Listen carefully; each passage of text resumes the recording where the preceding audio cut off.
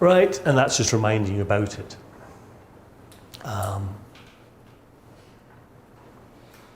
Viewed this way, it kind of looks as if you can go from...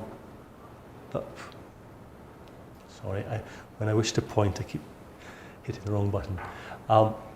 This way of defining it does make community social capital look as if it is somehow the average or the aggregate of individual social capital.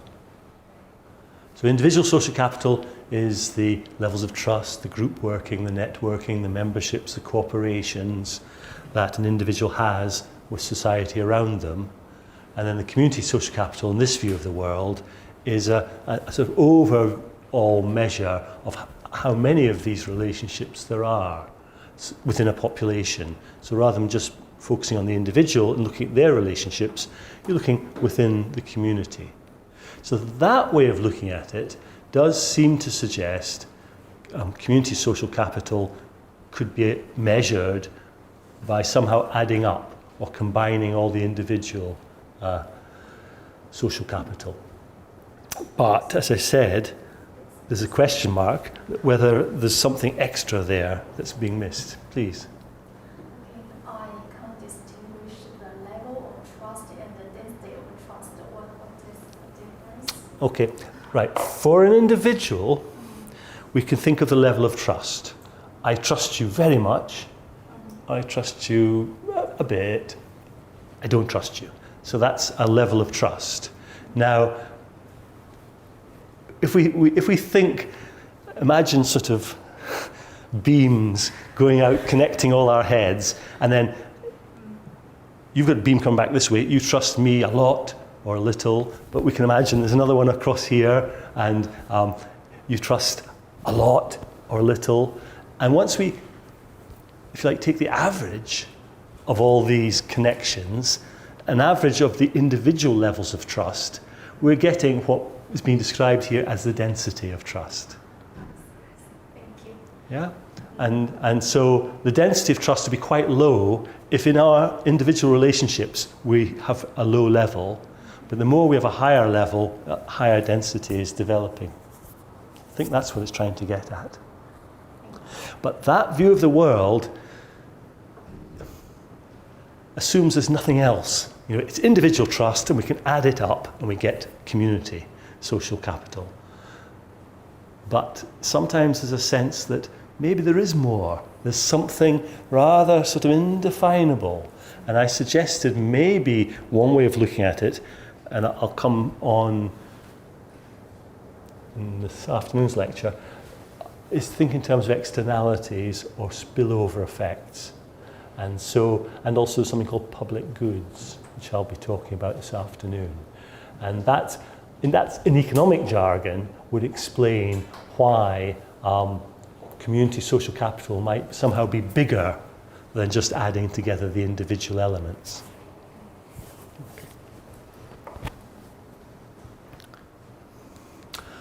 So there's a real challenge in disentangling the effect of social capital on health. Now, we definitely anticipate there could well be causation from social capital to health. And I've just been running through those 4 mechanisms that Scheffler believes might be present. But while that's true, I think there's very good reasons to believe health is likely to influence social capital. And it may well be that these different mechanisms that we were looking at, the 4 mechanisms, they may operate synergistically. So if 2 of them are present, you get even more of an impact. If more are present, you're getting stronger impact too. And so it's going to be quite difficult to disentangle the relationship between some change in social capital and a change in health. Partly because that change in social capital is not happening in isolation. it may be impacting on the other elements of social capital, and partly because any change in health that seems to arise from the change in social capital will also be feeding back in and changing the levels of social capital. And it's going to be really important to try and understand this rather tangled mess of effects, because you need to understand the mechanism by which a change in some form of social capital leads to a change in health. And not just understand the mechanism, you need to be able to some extent quantify that mechanism, quantify the size, the strength of relationship, if you're going to design appropriate policies to improve health. Just take a very simplistic economic point of view. There's lots of ways, I'll talk more about these this afternoon, there's lots of ways we might be able to increase social capital.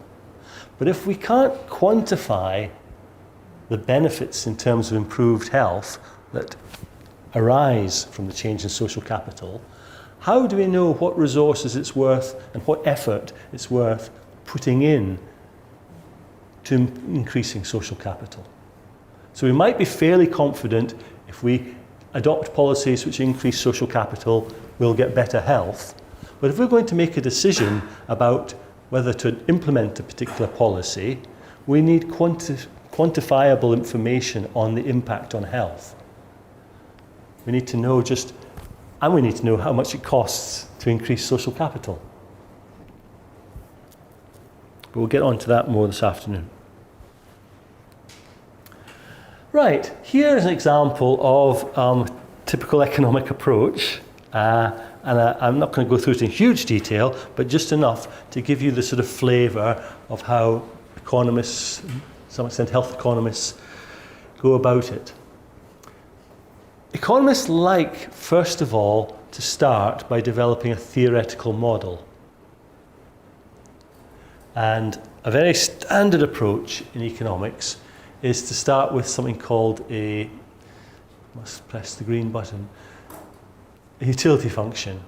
Now, all this is saying, utility here, if you like, is a measure of well-being, shall we say. We might call it welfare. Some people might even argue it's almost happiness. Well, I think happiness becomes off sort of rather refined and maybe doesn't quite capture it. But let's call it general well-being. And the utility function is specifying a relationship between the well-being of the individual and the things that improve or diminish that well-being. And so in this case, Folland has started by asserting or assuming that individuals' well-being or utility is a function of the amount of social capital, their health inputs, and X, everything else, all the other goods. So in this way, I'm sure economists are kidding themselves, but they somehow think they're capturing the whole world.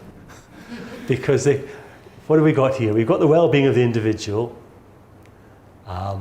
We've got the social capital that we're particularly trying to identify its impact. We've got health. We've got inputs to health. And we've got everything else, the X, all other goods and services. And the standard approach in economics is to then maximize that utility function, find at what point it reaches a maximum, with respect to a budget constraint. And the budget constraint is simply that your budget has to be greater or equal to